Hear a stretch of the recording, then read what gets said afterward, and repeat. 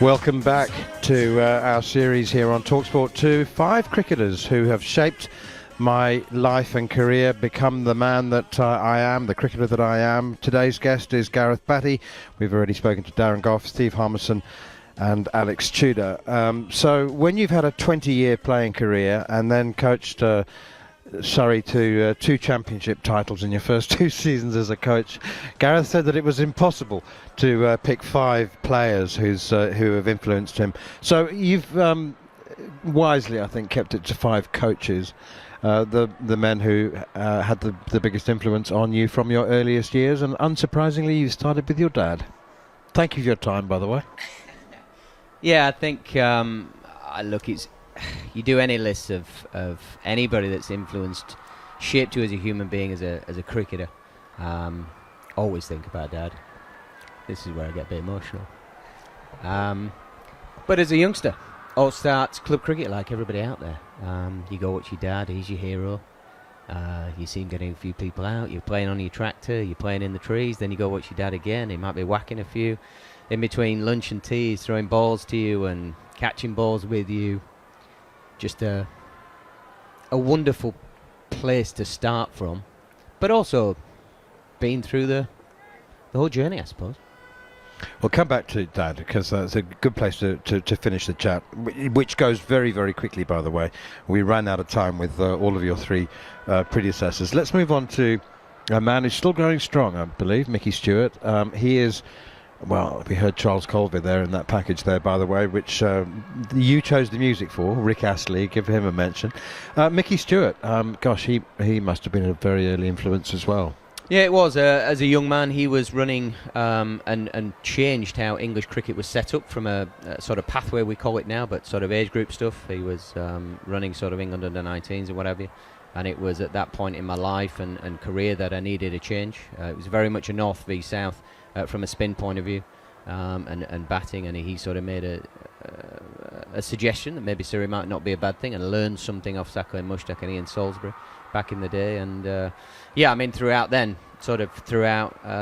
career, within blocks here and there, he wouldn't have been around, but certainly the last 10 years, you always see him around at the ground. And it's little things that Mickey does. He's even now he'll say something and do something where you kind of like, oh wow, that's taking me back a bit. I wasn't expecting that. Understands the game, understands the club that I'm so passionate about, and thankfully I've still got a job there. Was he the first cricket manager, do you think? I mean, I think he was. He's credited with that title. Yeah, I think he sort of revolutionised the generation of professional cricket, didn't it? Him and Graham Gooch. Graham Gooch was the captain, he was the coach, and it's sort of gone on, and each generation's taken it a bit further. But he was the visionary that went from, OK, lads, it's not 2 pints a mild and run up and bowl your overs and whack a few balls. He was kind of, we need to be physically fit here, we need to do some fielding. It sounds very simple now, but back then it was revolutionary. Let's move on to Tom Moody, because I'll always wheel back. I want to make sure everybody gets a decent mention first up, and then we can always rewind back to Mickey Stewart, and people will have heard the package there. You've got Alec, his son, in there as well. But let's move on to Tom Moody, who was, I always find, astonishingly underrated cricketer. Not by those who played against him, because they normally weren't in danger of underrating him, but over 21,000 runs at about an average of 46, and he also took almost 400 wickets. But it was as a coach that you would have first encountered him, and obviously that's why he's on your list. Yeah, it was obviously the move from the north down to the south, and I had sort of 4 years, and things had not done much for 3, and then all of a sudden things started to click, and I moved better as a player, and realised that was the great Surrey team of the late 90s and early 2000s that Tudes was heavily involved in, and so on and so forth. We played all our age group stuff.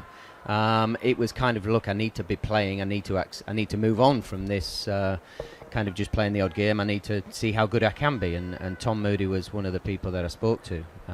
In fact, I was very lucky. There were numerous options to move club. And I remember putting the phone down after speaking with Tom Moody for 2 minutes, saying, in fact, as I put it down, I didn't even know what the contract was. I didn't care.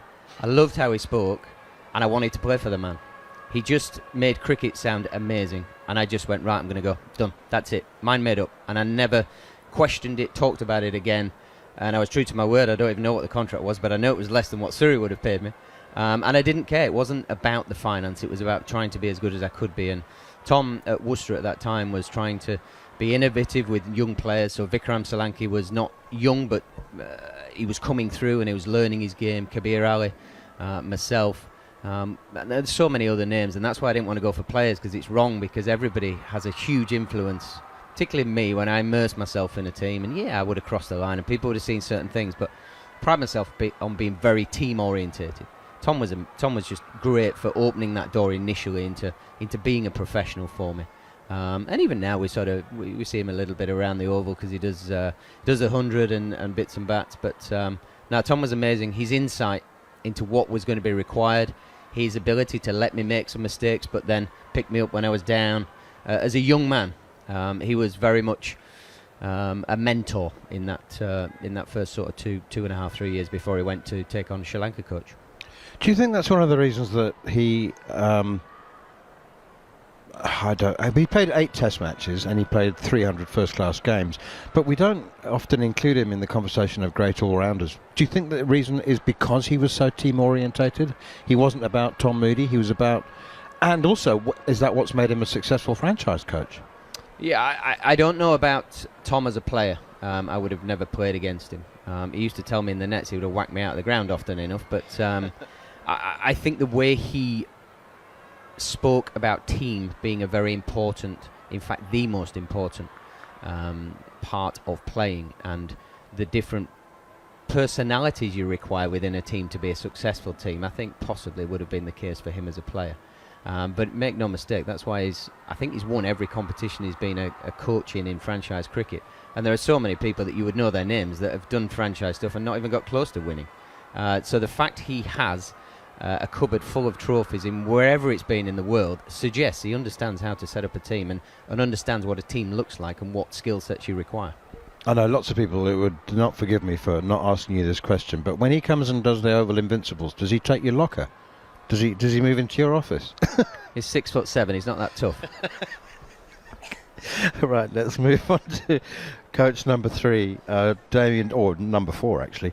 Damien D'Oliveira is sadly no longer with us. Can you believe it? It was 10 years ago that he passed away. Yeah, again, your Worcester days. Yeah, and again, it's because I was a very young man. He had this wonderful ability to just stroll into a net, hands in pockets, stride round, just sort of go back. So you're not doing this. I'd be like, what? You've not watched me bowl a ball. And he'd watch one ball and he'd say, you're not using your front arm. You're not following through. You're getting stuck on the front foot with the bat. You're not doing this. And he'd just say one thing, bang. I'd think about it. I'd try and put it into place. And all of a sudden I felt $1 million again. It's an incredible understanding of movement that you require to be successful within your discipline.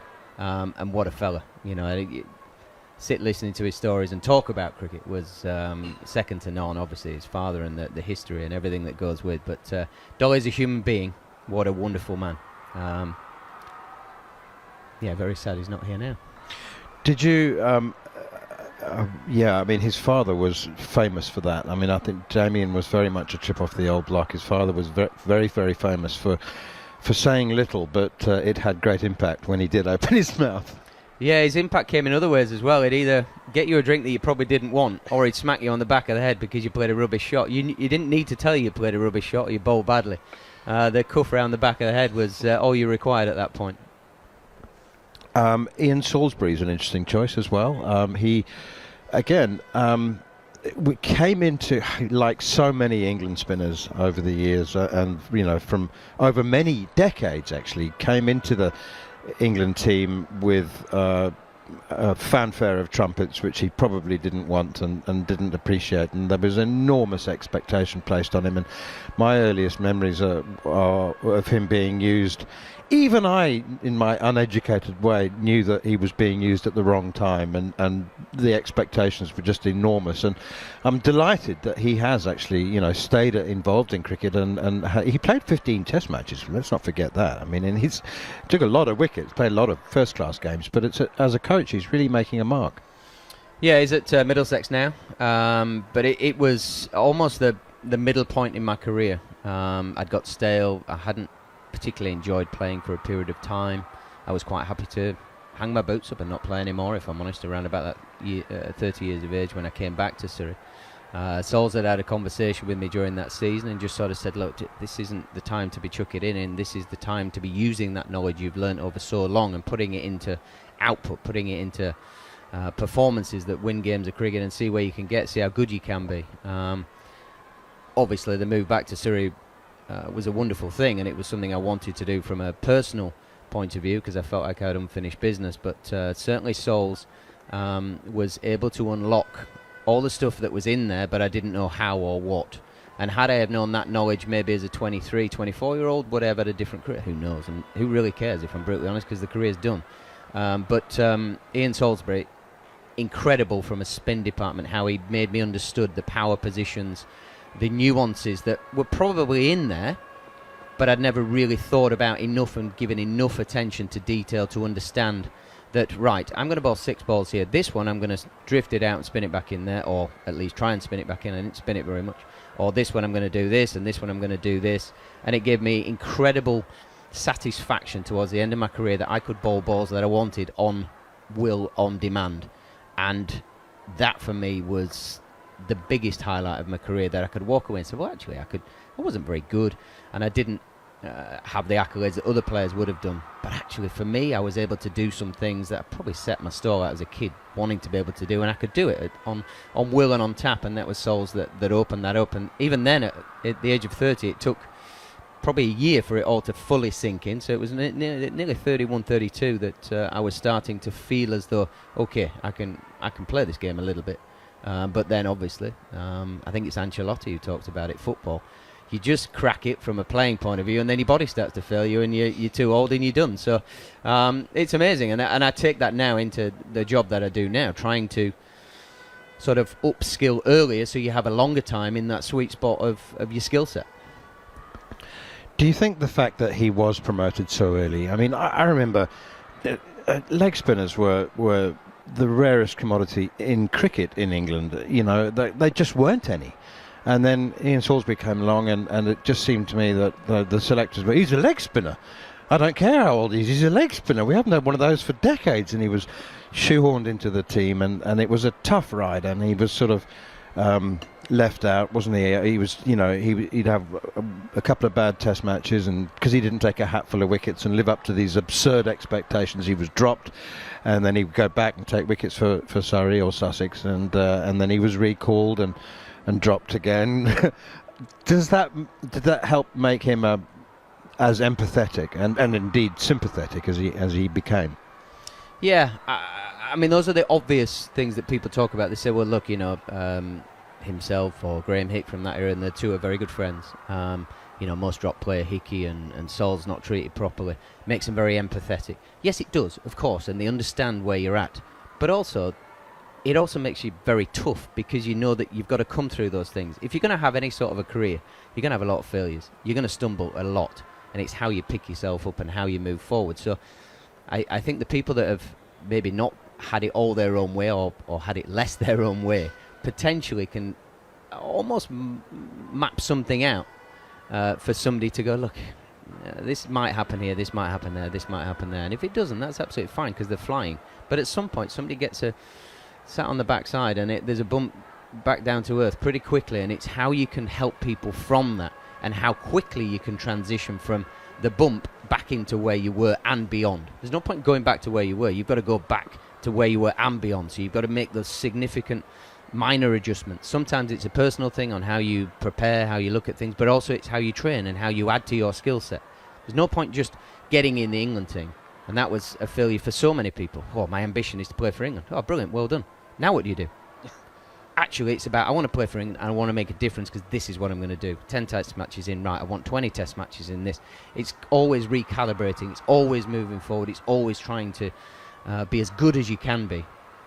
And I think sometimes some of us just have to accept, and this is where the empathy comes in. Okay, I just wasn't quite as good as that person. It wasn't for their lack of trying, and I'm cool with that. I still sleep at night. But you can help the ones who do have that extreme talent to keep pushing and set the records, because, let's be honest, that's what we all want to see, and that's why we all love the game. I want to see somebody do something that's not been done before, and it keeps you on the edge of your seat, it keeps you engaged, it keeps you wanting to do things, and Sols was quite incredible for that.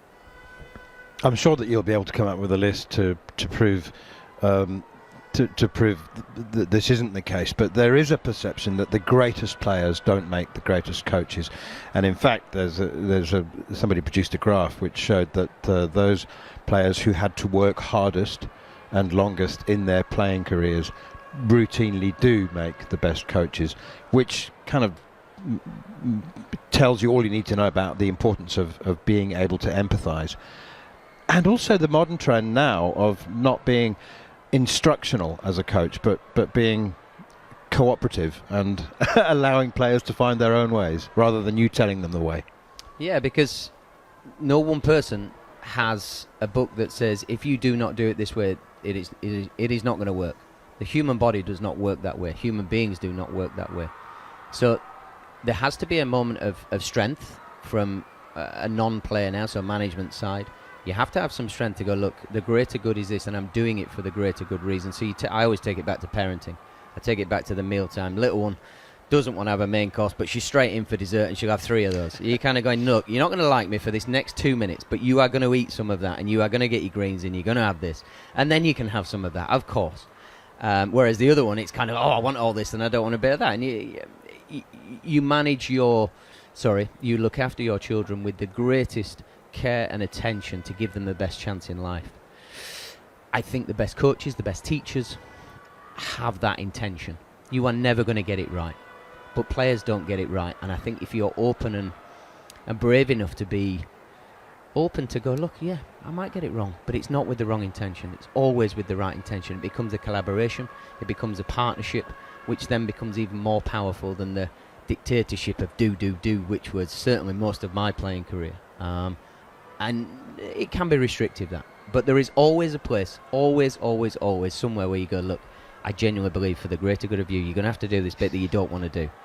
And I'm not going to apologise for it because you'll thank me in the long run. Which brings us on to the last man on your list, and as I said, we'll cycle back. But they do say that it's very hard to fill the footsteps or fill the shoes of a famous father. But Mickey Stewart, for most of his life, was Mr. Surrey Cricket. And now Alec is Mr. Surrey Cricket. I mean, he has filled the shoes of a legend, and there's not much he hasn't done in his career. He's just turned 60, the great man, Alec Stewart. He's coaching, probably isn't top of most people's lists when they think of Alec Stewart. Yeah, he's director of cricket, which is a different animal to just being a coach, I think. So you bang on that everything to do with cricket goes through Alec Stewart at the Kia Oval, at Surrey Cricket.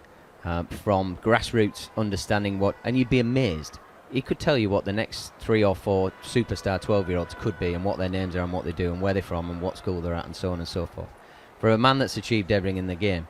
And he will also know what underpants Gus Atkinson's got on in Dar es Salaam today as 12th man for England. He just knows everything what's going on. Everything comes through him. He's very methodical in his thought process. He's very planned in everything that he does. And the best thing about it all, all the nonsense that goes around sport and the finance and the fame, the adulation, whatever it might be, it's always comes back to cricket and what is definitely right for the individuals but also for the club.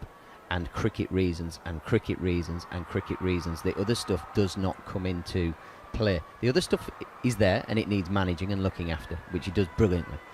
But it always is done for the right reasons, which gives us a better grounding. That is the reason why there's a conveyor belt of very talented young players coming through, and that's only going to get better. We produce a few, but we should be doubling that, and that is our job. We do very well on revenue, right, but we've got to get better at it. We've got to get more. We've got to just keep pushing the barrier and pushing the bar. And Stewie has been there, seen it, done it in everything that is to be offered in cricket.